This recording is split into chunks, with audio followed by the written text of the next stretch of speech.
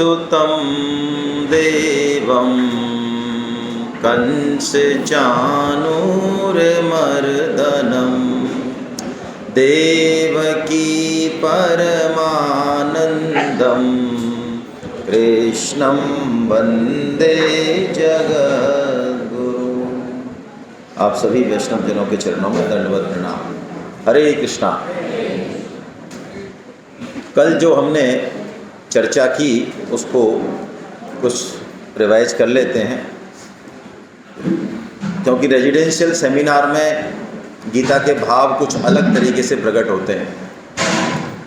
क्यों होते हैं? क्योंकि दिन भर आप भगवत गीता सुनते हैं, शाम को भी भगवत गीता के बारे में ही चर्चा करते हैं, पूरा एक माहौल होता है, वहाँ 100-150 आदमी रुकते हैं।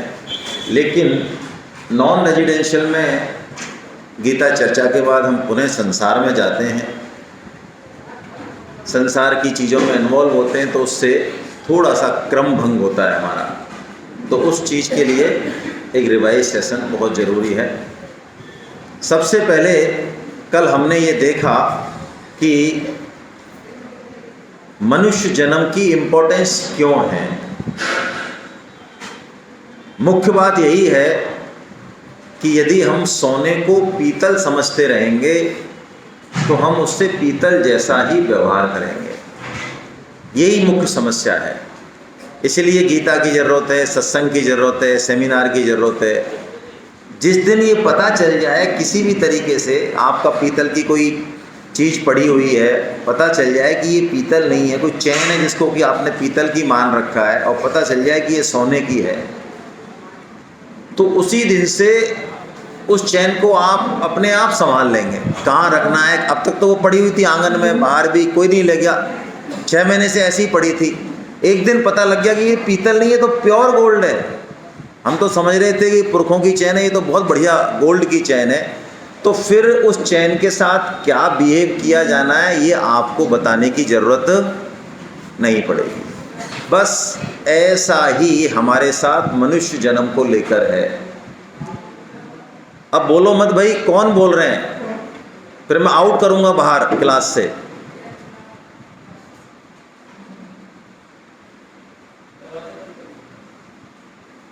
तो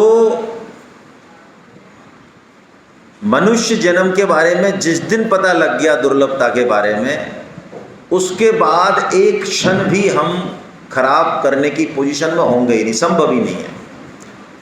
अभी हमें पता चल जाए कि कल 12 बजे तक का हमारे पास टाइम है, उसके बाद टाटा बाय बाय होनी है, कंफर्म है। सपोज ज्योतिषी ने बता दिया, और वो ज्योतिषी कभी झूठ नहीं बोलता, पहले भी 100 लोगों को बताया है, 100 लोग जैसा उसने बताया वैसे ही टपक गए। अब वो हमारे घर पे भी आ गया, हमारे भी दिखा दिया उसने, भाई साहब आप कल 12 बजे तक का टाइम है आपके पास। तो बोलो अब हम जिन चीज़ों में उलझे हुए हैं, बहुत इम्पोर्टेंट चीज़ों में, क्या उन्हीं चीज़ों में हम कल 12 बजे तक भी उलझे रहेंगे? क्या कोई हमारा मान अपमान करेगा तब हमारा रिएक्शन वैसा ही रहेगा जैसा कि अब तक होता आया है? बस यही बात है। तो ये मूल बात यह है कि मनुष्य जन्म बहुत दुर्लभ है, और पता नहीं कब तक है, पता नहीं।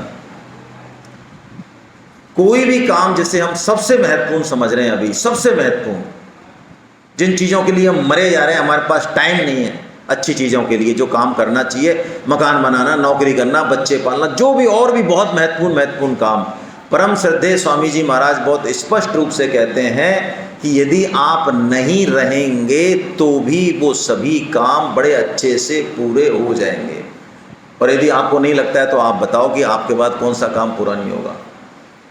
कोई स्टेडियम नहीं बनेगा, कि रोड नहीं बनेगी, कोई ऑफिस नहीं चलेगा, कि फाइनेंस डिपार्टमेंट बंद हो जाएगा, कि बच्चे नहीं पलेंगे, आपके पैदा होते ही भूख से मर जाएंगे। क्या नहीं होगा, मतलब बताओ, क्या फैक्ट्री क्या हो जाएगा?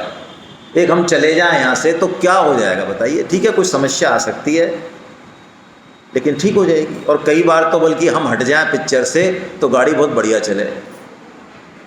हाँ, कई परिवारों में ऐसे आइटम हैं कि वो हट जाएं वहाँ से तो वो परिवार इतने बढ़िया चले कि मत पूछो आप। वो सारी समस्याओं की जड़ तो वो ही बैठे हैं वहाँ। लेकिन एक काम जरूर है जो हमारे जानने के बाद कोई नहीं कर सकता, हमारा खुद का कल्याण। जिसके लिए मनुष्य जन्म मिला हम ये नहीं कह सकते कि ऐसा भाई साहब थोड़ा सा हमारी टांगों में दर्द हो रहा है, अब आप लंच जब हो पड़ोसी से कह दो आप भाई साहब आप ही कराना हमारी जगह, आप खुद का भी कराना और हमारा भी कराना। कर सकते हैं? खुद को ही जाना पड़ेगा। ऐसे ही आत्म कल्याण तो खुद को ही कर, कोई माँ बाप गुरु कोई भी, भगवान भी नहीं, कोई भी नहीं, संभव ही नहीं है, गुरु के पास भी संभव नहीं है, फालतू की बातें ये। गुरु कृपा, शास्त्र कृपा, भगवान कृपा ये तब होगी जब हम अपना हाथ अपने सिर पे रखें। खुद तो कृपा करें पहले खुद के ऊपर। यदि हम खुद ही कृपा करने को तैयार नहीं है तो कोई कृपा हमारे लिए काम आने वाली नहीं है। ये महत्वपूर्ण बात हमको दिमाग में बहुत अच्छे से बैठा लेनी चाहिए और इस बात को बिल्कुल दिमाग से निकाल देना चाहिए कि हम या हमारे बच्चे गीता की तरफ चले, भगवान की तरफ चले तो कोई बहुत बड़ा नुकसान होने वाला, कोई नुकसान नहीं होगा, कोई भी नुकसान नहीं होगा। और बल्कि जब मुट्ठी से रेत फिसल जाएगी ना, जब पता चलेगा कि वास्तव में क्या रूप है संसार का, जिसे हम इतना सुंदर, आकर्षक और बड़ा आश्रय वाला मान रहे हैं, जब पता चलेगा कि ये रूप बिल्कुल घटिया है एकदम, इसका कोई किसी का नहीं है, जब जिस दिन समझ में आएगा उस दिन हाथ में करने को कुछ रहेगा नहीं, बस कुछ जो कुछ किया है भगवान के लिए, अपने लिए वही बचेगा बस। गीता के शब्दों में मैं कहूँ आज का पंच लाइन, स्वार्थी बने। क्या कह रहा हूं मैं? स्वार्थी बने। आप कहें ये कह रही है गीता? हाँ यही कह रही है गीता, स्वार्थी बने, मर नहीं जाए दूसरों के लिए, बच्चों के लिए, औरों के लिए, इतने मोह ममता में नहीं फंसे, स्वार्थी, खुद उसकी भी चिंता करें, खुद की भी कुछ चिंता करें, कुछ रखें ऐसा कि जो हमारा आत्म कल्याण करे, पूरा समय, एनर्जी और डायरेक्शन उधर नहीं लगाते हैं। इसके लिए भगवान ने समझाने के लिए सबसे पहले हमने देखा अर्जुन विषाद योग आया। तो विषाद का मतलब क्या है? विषाद का मतलब यही है कि इतना आवरण जमा हुआ है हमारी चेतना पर कि वो, जैसे कि आपने कभी देखा हो हलवाइयों के यहाँ शादी ब्याह में, तो कोई ऐसी कढ़ाई होती है जिसमें बहुत ज़्यादा तेल वेल चिकनाट या वो लग रहा है, तो वो आप चाहो कि आपके जूने से साफ़ हो जाए, जूने से साफ़ नहीं होगी, उसको तो रगड़ चाहिए बढ़िया, कोई पत्थर या ईंट चाहिए। ऐसे ही जितने हम महान हैं भोगों को भोगने में, उतना ही बड़ा पत्थर और ईंट भगवान हमारे जीवन में भेज देते हैं। हाँ, बड़े लोगों के बड़े दुख होते हैं भाई। क्यों भेज देते हैं? कृपालु हैं इसलिए। जितनी बड़ी कढ़ाई, जितनी बड़ी गंदगी, उतना ही मोटी ईंट और मोटा पत्थर भगवान भेजते हैं, जिससे कि उसकी रगड़ लगे और थोड़ी सी चेतना हमारी शुद्ध हो। यदि हम सुख में सुमरन करना सीख जाए तो पक्की बात है दुख आएगा लेकिन छू नहीं पाएगा, छू नहीं पाएगा, नाटक चलेगा बस। लेकिन चूंकि प्राय ऐसा होता है कि सुख में हम भगवान को, खुद को बसते हैं। यदि सफलता मिल रही है संसार में, इज्जत मिल रही है, पैसा आ रहा है, पद आ रहा है, प्रतिष्ठा आ रही है, तो किसको कारण मानते हैं? खुद को, हमारी इंटेलिजेंसी। तो भगवान ने कहा कि हम दुख में ये महसूस करें कि हम वास्तव में हैं कौन। अभी तक जो हमने अपने आप को समझ रखा है, क्या हम यही हैं, या फिर जो समझ रखा है इन सब टैग्स को उतार दें। जैसे टैग लग रहे थे ना मूल्य के, इन सब टैग को उतार दें। जो भी हमने अपने आप को अब तक माना है, अच्छा माना है, बुरा माना है, स्त्री माना, पुरुष माना, धनवान माना, गरीब माना, कम बुद्धि वाला माना, ठोट गंवार माना, जो माना सब टैग को उतार दें। इन सब टैग के बाद जो बचेगा वही हैं हम। वो ना मोटा है, ना पतला है, ना स्त्री है, ना पुरुष है, ना अच्छा है, ना बुरा है, वो कुछ नहीं है। और वो स्वयं से ही जाना जाता है। उसके लिए कोई मन बुद्धि, ये खंबा है, ये पंखा है, तो चूंकि ये मेरी आँख के रेंज में है, मेरे मन के रेंज में है, मेरी बुद्धि के रेंज में है, तो मैं देख लूँगा कि यही तो है पंखा। अच्छा ये वाला पंखा क्या? हाँ तो ठीक है, समझ में आ रहा है। लेकिन इस पंखे को देखने के लिए आँख चाहिए, आँख के लिए मन चाहिए, मन को भी बुद्धि दे रही है, और मन बुद्धि भी तब काम करते हैं जब अहम काम करता है, और अहम के पीछे भी प्रकाश है आत्मा का, और आत्मा के पीछे प्रकाश है परमात्मा का। अब भाई उसको देखना है हमको, आत्मा को और परमात्मा को, तो इससे देख लेंगे क्या? हमारी आदत पड़ी हुई है कि आत्मा, अच्छा तो बता दो भाई साहब कैसी, ये रही आत्मा, जब तो समझ में आ जाए, अच्छा ये है क्या ऐसी गोल गोल सी।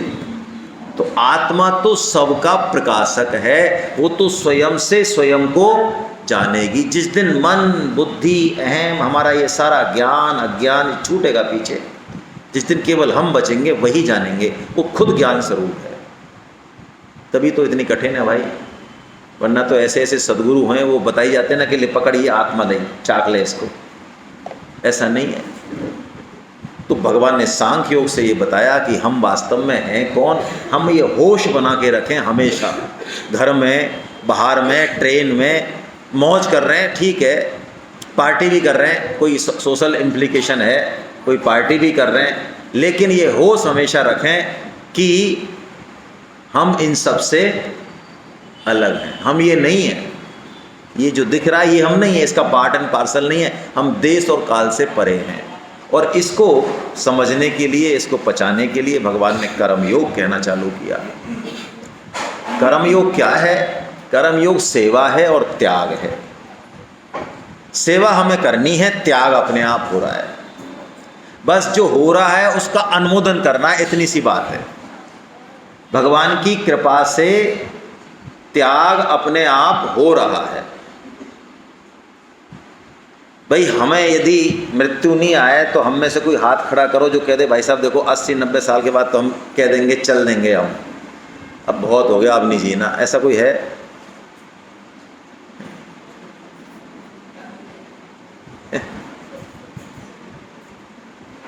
हम त्याग कर सकते हैं क्या अपनी गाड़ी का, मकान का? अपने मन से त्याग कर सकते हैं क्या? रिश्तेदारों का, पुत्र का, पत्नी का, पति का, मन से कर सकते हैं? कभी नहीं करें हम। दुख झेल लेंगे भले ही। नारद जी एक सेठ जी के पास गए तो सेठ जी से कहा कि महाराज बहुत पैसा कमा लिया, कि महाराज देखो अभी तो बच्चे बड़े नहीं हो। अच्छा आप बच्चे बड़े हो जाओ जब आ जाना महाराज, तब आपकी सुन लेंगे हम। बच्चे बड़े हो गए, अरे अभी तो कुछ नहीं है, शादी ब्याही नहीं हुई इनकी, फिर पोते हो गए, आखिर में सेठ जी बिल्कुल ऐन हो गए, तब भी वो कह रहे हैं भाई साहब नहीं पड़ेगी पार, थोड़ा और अगले वीक आना आप। आखिर में उन्होंने कहा कि आप कुत्ता बनोगे, और वो कुत्ता ही बने। तो नारद जी फिर भी पहुँचे कृपा करके। अब नारद जी की भाषा तो कुत्ता समझता है, उनमें तो ताकत है। तो उनका कहो भाई साहब क्या हाल है? कि भाई साहब मज़े में एकदम। तो चलें बोलो अभी आपको तो ले चलें आपको बढ़िया जगह, कि देखो भाई साहब ये इतने निकम्मे हैं बच्चे, ये रात को घोड़े बेच के सोते हैं बट्टे, अब मैं थोड़ा सा क्या है यहाँ पे ध्यान रख लेता हूँ। ये ऐसी ही है आसक्ति भाई। लेकिन बड़े मज़े की बात है कि भगवान कृपा करके सब कुछ छीन रहे हैं हमसे। देखिए आप, सब कुछ छीन रहे हैं। आप 50 साल के फ्लैशबैक में जाइए, जो आपके पास था वो अब नहीं। आप 50 साल आगे का सोचिए, जो अभी आपके पास है वो नहीं रहने वाला। कौन छीन रहा है? हम, प्रकृति छीन रही है। बस इसका अनुमोदन कर दें हम, तो बस इतना काम है हमारा, अनुमोदन कर दें कि बस भगवान जो तू छीन रहा है और वो जो दे रहा है, दोनों में तेरी कृपा है, और फिर सेवा में लगा दें जो मिला है। तो ये कर्म योग हो गया। यही कर्म योग है। शरीर को, पद को, धन को, जो भी एक्स्ट्रा है, सबके पास कुछ न कुछ एक्स्ट्रा है, कुछ न कुछ एक्स्ट्रा है। और ऐसा नहीं माने कि सेवा कोई धन से होती हो या किसी और, ना ना ना ना। परम श्रद्धेय स्वामी जी महाराज कर्मयोग के तत्व को एक बार समझा रहे थे, तो एक बिल्कुल दीनहीन भिखारी टाइप का व्यक्ति खड़ा हुआ जिसके पास कपड़े भी नहीं थे, क्रस का एकदम। उसने कहा साहब हमारे पास महीने में हम मुश्किल से कोई 10 बार खाना खाते हैं, अभी हमने खा लिया, हमें नहीं पता शाम को मिलेगा कि नहीं मिलेगा। हमारी हालत बहुत ख़राब है, ना हम कुछ काम कर सकते हैं, हमारे पास कुछ नहीं है। बोलो आप कहते हो कि कर्मयोगी पूरे विश्व की सेवा कर सकता है, हमारे पास खुद का ही सामान नहीं है, बोलो हम पूरे विश्व की सेवा कैसे करें? तो स्वामी जी ने कहा आप कर सकते हो यदि आप चाहो तो। क्या हम चाहते हैं? चाहते हो तो हम तरीका बता दें कि मेरे पास पैसा नहीं है, ध्यान रखना, एक चवन्नी नहीं है। हाँ, अरे नहीं चवन्नी चाहिए नहीं भाई, उसमें सेवा चवन्नी से नहीं होती। यदि आप चाहते हो तो हम बता दें कि हाँ बताइए। तो स्वामी जी ने कहा आप बैठ जाओ और अपने मन में ये भाव करो बिल्कुल हृदय से कि हे प्रभु, ये जितनी भी जन हैं, जितने भी हैं, सब प्राणी जीव जंतु जितने भी छोटे बड़े सब, ये सब सुखी हो जाए, सुखी हो जाए। हे प्रभु बस मेरी तरफ से तेरे को यही अर्जी है, ये सब सुखी हो जाए। आपकी इस सेवा से बड़ी सेवा कोई और हो ही नहीं सकती। सर्वे भवन्तु सुखिनः, सर्वे सन्तु निरामया, सर्वे भद्राणि पश्यन्ति मा कश्चित् दुःखभाग्। इसमें क्या पैसा लगा भाई? ये हम सब कर सकते हैं। हम अपने आपसी रिश्तों में ये मिठास बोल सकते हैं। हम सब प्रेम से एक दूसरे से बोलें, एक दूसरे का ध्यान रखें। दुख में जितनी क्षमता है उतनी सेवा कर दें, बाकी उससे पूछ लें, इतने में ही घाव जो है बहुत, ये भाव संशुद्धि है। ये 17वें अध्याय में हम पढ़ेंगे शरीर की, पदार्थ की, वाणी की और मन की, और उससे भी ऊपर ये भाव संशुद्धि है। ये भाव यदि शुद्ध हो गया हमारा तो बात बन जाएगी, और आपका भाव यदि शुद्ध है तो सामने वाले के हृदय में वो घुस जाएगा, पक्की बात है। आपको बोर्ड लगाने की ज़रूरत नहीं है, बैनर लगाने की ज़रूरत नहीं है कि हम आपका बहुत ध्यान रखते हैं। ना ना, ऐसा बैनर नहीं लगाना भाई, बताना भी नहीं है ज़्यादा। लेकिन भाव यदि शुद्ध है आपका किसी के प्रति, उसके लिए आप बचना चाहते हैं, मरना चाहते हैं, सेवा करना चाहते हैं, इतना भाव है, पहुँच जाएगा। 1000 किलोमीटर पर भी होगा तो पहुँच जाएगा। ये कर्म योग है जिसको भगवान ने बताया। तो हम कर्म से अकर्म की ओर बढ़ेंगे। विकर्म तो हम करेंगे नहीं, निषिद्ध कर्म हम करेंगे नहीं। और अभी जो हम कर्म कर रहे हैं मतलब हम फल चाह रहे हैं। अच्छे कर्म करना भी फल चाह रहे हैं, बुरे कर्म तो फलजनक हैं। अच्छे कर्म सोने की जंजीर हैं, परोपकार वगैरह ये भी बांधेंगे, और बुरे कर्म तो बांधेंगे ही बांधेंगे, कि वो लोहे की जंजीर है। तो जंजीर है भाई। हमको 24 कैरेट के 50 किलो की जंजीर से बांध दिया जाए और नाश्ता लंच 3 दिन तक नहीं मिले तो बोलो कैसा रहेगा? बढ़िया रहेगा। 24 कैरेट को जो कह, हाँ 24 कैरेट, पानी मिल नहीं रहा है, हो सकता है सांस ही बंद हो जाए, तो 24 कैरेट जी जाएगा, वो भी बंधन है। अच्छे कर्म भी बंधन है। तो हम कर्म करेंगे लेकिन उसको बदलेंगे किसमें? अकर्म में बदलेंगे। यानी जगत का भला होगा, सबका भला होगा, लेकिन हमें कुछ चाहिए ना। तो हम कहें कि चाहिए ना तो क्या मिलेगा ना? हम हलवा तो खा रहे हैं 2 बार और कह रहे हैं पेट ना भरे, पेट ना भरे, पेट ना भरे, तो भरेगा ना? अरे खाओगे तो भरेगा भाई। हम पढ़ाई कर रहे हैं बहुत बढ़िया, बिल्कुल सारी पजल सॉल्व कर रहे हैं, टाइम से उठ रहे हैं, टाइम से जा रहे हैं, बढ़िया से एग्जाम दे रहे हैं और कह रहे हैं सिलेक्शन मत होना। सिलेक्शन तो होगा भाई। हमको उस इच्छा का त्याग करना है, अपनी इच्छा को उस परम सृष्टा की इच्छा में मिला देना है, तब होगा ये। सेठ जी महाराज जो गीता प्रेस के संस्थापक हैं, उन्होंने एक बार बड़ी बात कही जिसको सुन के स्वामी जी महाराज चौंक गए। ऐसी कोई बात चल रही थी सत्संग की, तो सेठ जी महाराज ने कहा भैया हमारे तो मौज है। आपके मौज है कैसे? कि हमारी हमेशा मन की होती है। तो स्वामी जी महाराज ने उनसे प्रश्न किया कि इतने दिन तो हमको गीता कहते हो गए, तो ऐसा हमको जिंदगी में कोई मिला ही नहीं जिसकी हमेशा मन की होती हो। बोलो कभी किसी की हुई है? और आपने आज खुलेआम कह दिया कि हमारी तो हमेशा ही मन की होती है, हमारी तो मौज है, तो आपकी कैसे हमेशा मन की होती है? तो सेठ जी ने कहा हमारी तो हमेशा ही मन की होती है। तो वही तो पूछ रहे हैं कैसे होती है? कि हमने अपनी इच्छा कुछ रखी नहीं, हमने अपनी इच्छा ठाकुर जी की इच्छा में मिला दी। अब ठाकुर जी जो कर रहे हैं हमारे मुताबिक हो रहा है, अच्छा हो रहा है तो और बुरा हो रहा है, इसलिए हमेशा हमारे मन की ही। क्या फार्मूला है भाई। ये रत्न संत देते हैं निकाल के, हमारी खोपड़ी से नहीं आ सकते ये गीता पढ़ने के लिए, ये संत निकाल देते हैं। एक ही रत्न से जिंदगी संवर जाए हमारी। आप कैसी भी जगह बैठे हो, कैसे परिवार में बैठे हो, कैसे बेटा बहू हो, कुछ भी हो ना, कोई क्या बिगाड़ लेगा आपका? छू नहीं सकता आपको। यदि हम गीता का तड़का लगा दे, छू नहीं सकता कोई दुख हमको, किसी का मान अपमान छू नहीं सकता। वो चीज़ है, ये कर्म योग है।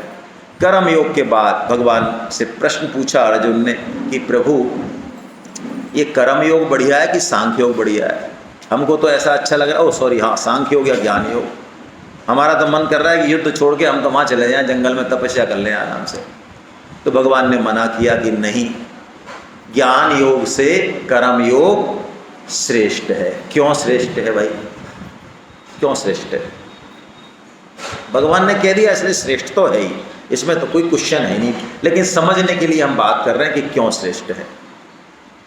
देखिए, ज्ञान योग के लिए दो चीज़ें बहुत स्पष्ट चाहिए। ज्ञान योग की बातें तो करते हैं हम, लेकिन दो चीज़ें जब तक नहीं होंगी ज्ञान का कक्का नहीं सीख सकते हम। कक्का, एक तो हमारे अंदर स्पष्ट विवेक होना चाहिए और एक तीव्र वैराग्य होना चाहिए। वैराग्य की बात नहीं कर रहे हैं, किसकी बात कर रहे हैं? तीव्र वैराग्य की। स्पष्ट विवेक क्या होता है? स्पष्ट विवेक ये होता है कि जैसे ही गौतम बुद्ध ने एक शव को जाते हुए देखा, एक बुढ़ापे को जाते हुए देखा, बूढ़े आदमी को, उसके बाद से उनको कोई गीता रामायण की जरूरत नहीं पड़ी। हमने क्या शव यात्रा नहीं देखी है? हमने क्या पेपरों में तीये की बैठकें नहीं देखी हैं? तो क्या हमारा फोटो नहीं छपेगा ऐसे किसी दिन? तो क्या हमारा ये विवेक काम कर रहा है? इसमें कौन सी रॉकेट साइंस थोड़ी है। क्या हमारा विवेक काम कर रहा है? उसको देख के यदि कर रहा है तो ठीक है, फिर तो पार हो आप। यदि कर रहा है तो फिर तीव्र वैराग्य होना चाहिए। तीव्र वैराग्य का मतलब है कि जो भी प्रिय से प्रिय वस्तु है संसार में, पदार्थ है, व्यक्ति है, जो भी है, उड़ जाए, एक सेकंड में खत्म हो जाए, तो भी शाम को आप चैन की नींद सो सको। हेलो, क्योंकि वो आपकी थी नहीं। तीव्र वैराग्य तो छोड़ो, हमको वैराग्य का भी एक आना हमारे पास। तो ये दो साधन यदि नहीं है, और फिर हम बात करें ज्ञान योग की और सांख्य योग की, और विचार विमर्श करें और कमेंट्स करें और तर्क उतर्क करें आपस में बैठ के गीता पे, बेवकूफ़ों के काम है, क्योंकि हम चल नहीं सकते। इसलिए भगवान ने, जबकि हमारे अंदर आसक्ति भरी हुई है, वैराग्य है नहीं, विवेक भी बहुत ज़्यादा हमारा काम नहीं कर रहा है, तब भी हम कर्म योग का आचरण कर सकते हैं। देखिए, स्वामी जी ने एक बहुत अच्छा उदाहरण दिया, हम भी समझें उस चीज़ को। उसी उदाहरण से मैं अपनी बात कह रहा हूँ। सपोज आप ट्रिप पे जाएं, एक बस जाए, एक परिवार पूरा जाए, और वहाँ पे आप सपोज केदारनाथ गए, बद्रीनाथ गए, वहाँ पे आप अपने कंबल अम्बल भी ले जाएं साथ में। 50 कंबल ले गए 50 लोगों के लिए। 3-4 दिन रुके, कंबल ओढ़ लिया आपने, बढ़िया काम आ गए। अब दिमाग में बात आई कि यार इन कंबलों को ले जाके क्या करेंगे नीचे, 4-5 दिन काम में ले लिए। तो अब दो ग्रुप में दो राय बनी। एक तो सांख्य योगी थे ग्रुप में, कुछ ज्ञानी योगी, उन्होंने कहा कि पदार्थ में कुछ है ही नहीं, ये तो असत है, इसको तो छोड़ चलो ऐसे ही, इसमें क्या आसक्ति करनी। और कुछ कर्मयोगी थे, उन्होंने कहा यार बगल में एक दूसरा यात्रियों का दल आया हुआ है ना, उनको दे दें 50 कंबल, बेचारे वो काम में लेंगे इसको। बोलो आपको कौन सी जचती है बात? तो यदि किसी को पहली जचती है तो भैया वो तो ज्ञान योगी है, वो तो ज्ञान योग से जाए, है ना। ज्ञान योग लिफ्ट का रास्ता है, बुरा मत समझना। कर्म योग किसका रास्ता है? सीढ़ियों का है। और ज्ञान योग किसका है? लिफ्ट का है, झटके में होता है काम तो। लेकिन पात्रता होनी चाहिए, पात्रता होनी चाहिए। भगवान ने ऐसा कह के अर्जुन को फिर ध्यान योग बताया। ध्यान योग क्या है? ध्यान योग है कि हम जो ये रात और दिन दौड़ते रहते हैं, बाहर बाहर बाहर बाहर, दुनिया दुनिया दुनिया दुनिया, तो कभी झटका लगे, कोरोना काल आए, तो थोड़ा अंदर की यात्रा भी करें भाई। कोई बैठा है अंदर, हैं, कभी मुलाकात करना उससे भी, जिसे रोज देखकर आईने में यूं ही गुजर जाते हो, जिसको हमें लगता है कि इसको रोज देखते हैं, तो कभी उससे भी तो मुलाकात करें कि कौन है, अंदर क्या बैठा है, ये मन बुद्धि चित्त इनको कैसे जो है संयमित करते हुए, और अंदर की यात्रा अपने अंतर मन से उस परमात्मा से जो वार्ता है, जो एकांतिक वार्तालाप है, वो ध्यान है। और ध्यान तीनों योगों में सहयोगी है ना। लेकिन ध्यान का पर्पज शरीर की शुद्धि नहीं है, कोई आलतू फालतू की सिद्धियां प्रकट करना। यदि कोई ऐसा समझ रहा है कि ध्यान से उसका शरीर सही हो रहा है, कल हम बात कर रहे थे शाम को, विपश्यना एक ध्यान की पद्धति है, अतुल जी बता रहे थे हमारे। तो विपश्यना में 10 दिन का कैंप होता है, मन को संयमित करना सिखाते हैं, अच्छी पद्धति है। लेकिन गीता पढ़ने के बाद कोई बहुत ज़्यादा ज़रूरत नहीं है उसकी, क्योंकि गीता तो इतनी बड़ी बात कह देती है कि मन आपका है ही नहीं। बहुत बड़ी बात है ये। हमने मन को अपना माना इसका मतलब पहले अपना मान के उसमें हमने मल लगा दिया, टट्टी लगा दी उसमें। पहले तो जानबूझ के उसमें मल लगाया, विष्ठा लगाई, और फिर उसको साफ कर रहे हैं। बोलो मूर्खता की बात है कि समझदारी की बात है? अभी समझ में नहीं आई।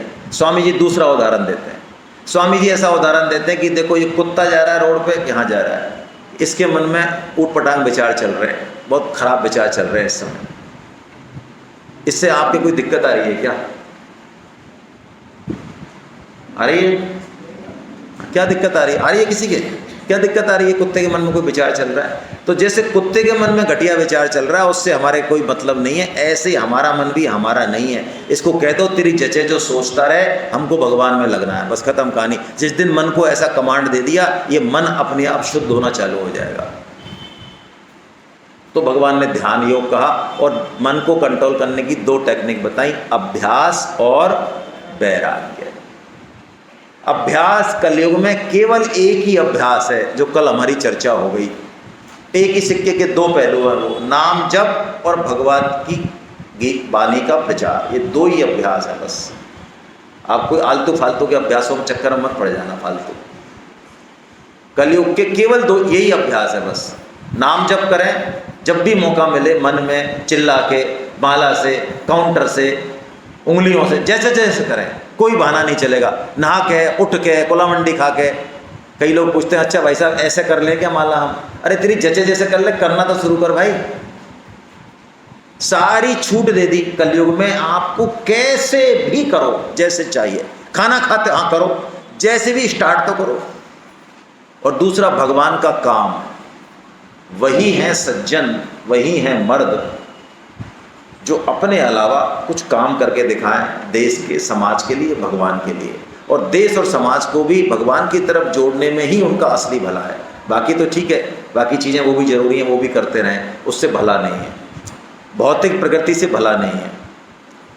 आज वेस्टर्न जितनी प्रगति कर चुका है हम सोच नहीं सकते, बहुत पहले ही कर चुका, लेकिन वो भी शांति को प्राप्त नहीं हुआ क्योंकि उन्होंने उस अध्यात्म को छोड़ दिया। हमने झूठे अध्यात्म को पकड़ रखा है, भौतिक प्रगति को नकार रखा है, इसलिए हम पिछड़ गए। भौतिक प्रगति भी जरूरी है लेकिन उसका लक्ष्य अल्टीमेटली आध्यात्मिक प्रगति है। ऐसा भगवान ने 6वें अध्याय में बताया और ये कहा कि इन तीनों योगियों में भक्ति योगी सर्वश्रेष्ठ है। भक्ति योगी सर्वश्रेष्ठ है, हाँ बिल्कुल। भक्ति के साथ ज्ञान और कर्म अपने आप आ जाएंगे। ज्ञान के साथ भक्ति प्रकट हो, कर्म के साथ भक्ति प्रकट हो, जरूरी नहीं है, हो जाएगी, जरूरी नहीं है। लेकिन ऐसा संभव नहीं है कि भक्त के साथ ज्ञान और कर्म नहीं आए, वैराग्य नहीं आए। आप श्रीमद् भागवतम की कथा सुनते होंगे। सबसे पहला जो प्रकरण है श्रीमद् भागवतम में वो यही है कि भक्ति महारानी की भेंट होती है नारद जी से। किन किन लोगों को पता है ये कथा? अरे बहुत कम लोगों को पता है। इसका मतलब कानपुर वाले कथा नहीं सुनते क्या? भक्ति महारानी जवानी में ही बूढ़ी हो जाती हैं। क्यों हो जाती हैं? क्योंकि कलयुग में लोगों को भक्ति की जरूरत नहीं लगती तो बूढ़ी हो जाती हैं। और उनके 2 पुत्र होते हैं, ज्ञान और वैराग्य, वे भी बूढ़े हो जाते हैं। लेकिन जब भक्ति जवान होती हैं तो ज्ञान और वैराग्य भी, ये कथा है, मैं पूरी सुना नहीं रहा हूँ। कहने का मतलब है भक्ति बहुत विलक्षण है। और भक्ति है क्या? एक लाइन में समझें तो, जैसे हमको अन्न नहीं मिले 24 घंटे 48 घंटे तक, तो हमको किसी को कहना नहीं पड़ेगा कि आप अन्न की याद करो, रोटी की याद करो, हलवा की याद करो, कहना पड़ेगा? इस गुड़िया को पानी नहीं मिले, मान लो गुड़िया को क्या है, उसकी मम्मी चली जाए 6 घंटे के लिए, 12 घंटे, तो गुड़िया से कहें बेटा तेरी मम्मी को तो याद कर थोड़ा सा। अरे याद क्या कर, वो तो रो ही रही है मम्मी के चक्कर में 6 घंटे से। वो याद तो जब करे जब वो भूले, वो तो मरी जा रही है मम्मी के मारे। ऐसे ही जिस दिन हमारी सारी इंद्रियां, हमारा मन, हमारी बुद्धि ऑटोमेटिक स्वतः ही भगवान की तरफ लग जाए, सत्संग की तरफ लग जाए, याद आए, बिना किसी के कहे ही आए, और कभी विघ्न हो जाए तो बड़ा अजीब सा लगे क्या हो रहा है, तो मान लें कि जीवन में अब भक्ति शुरू हो गई है।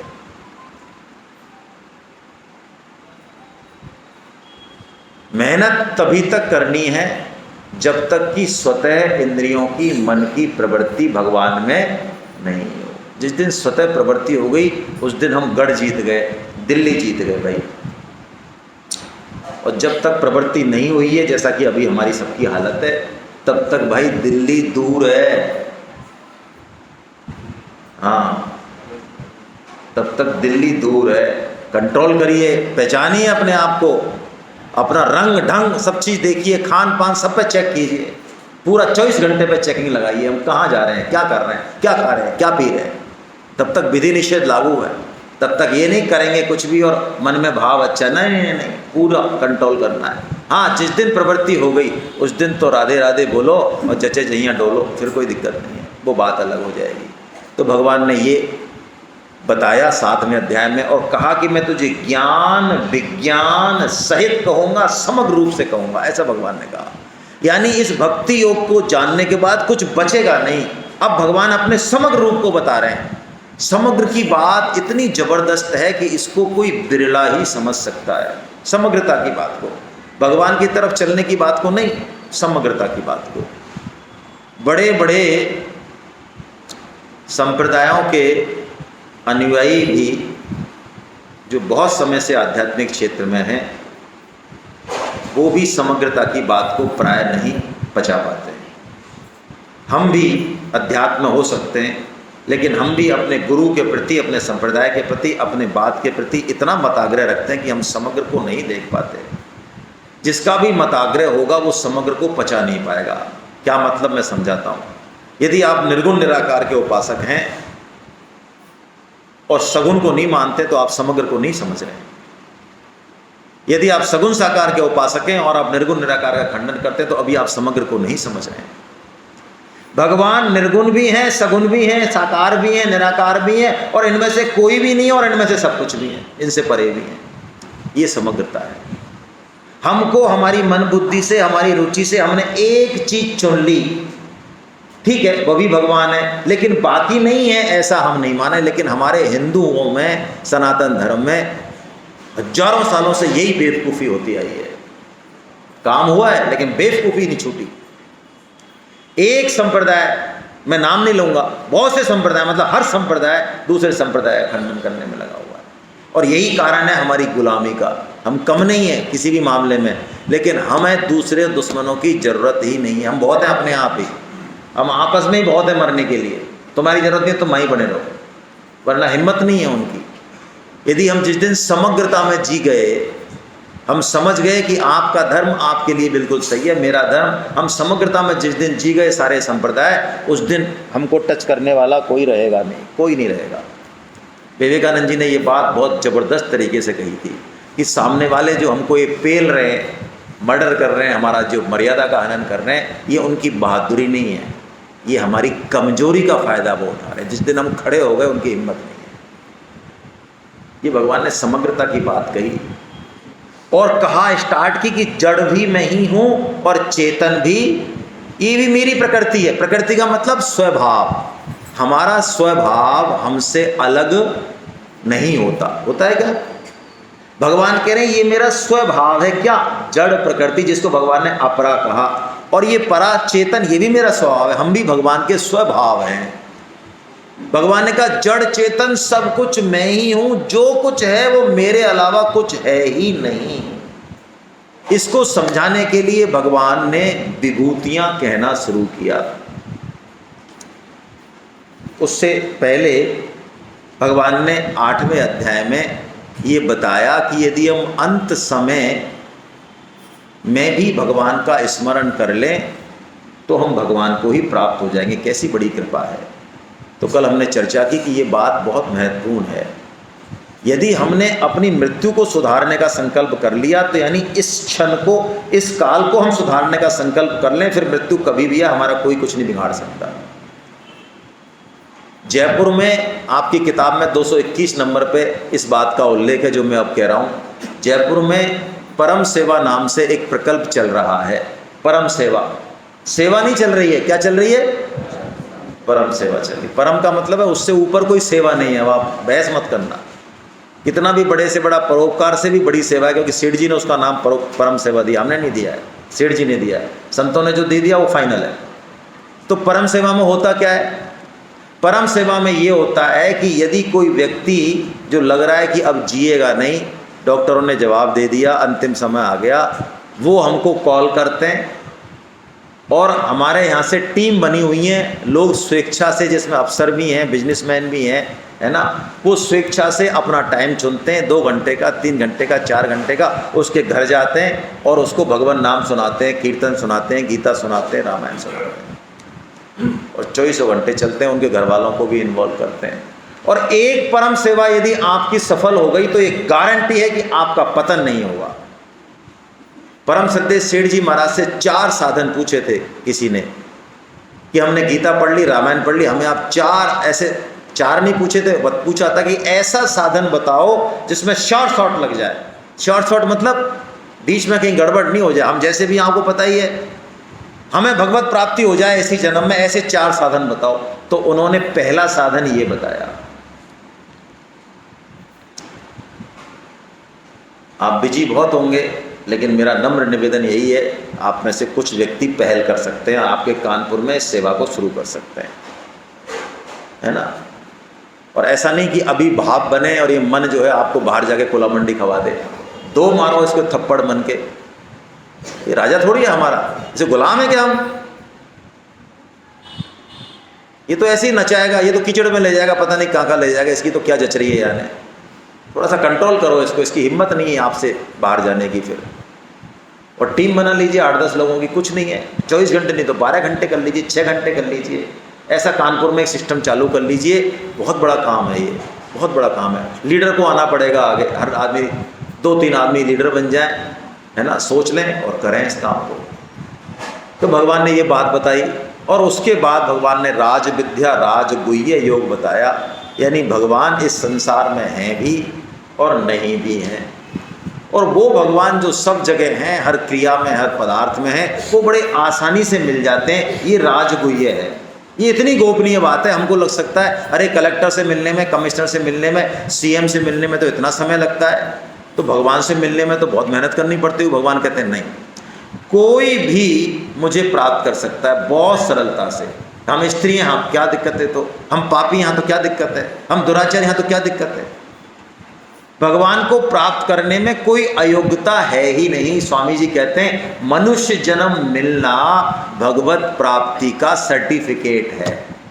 अब हमें किसी और सर्टिफिकेट की जरूरत, ये राजगुह्य बात है, परम गोपनीय बात है कि जो अनंत ब्रह्मांडों के राजा हैं, जो इतने बड़े ऐश्वर्यशाली हैं, वो बिना किसी भेदभाव के हमको गले लगाने के लिए तैयार हैं यदि हम चाहें तो। ये राज विद्या राजगुह्य योग बताया भगवान ने। अब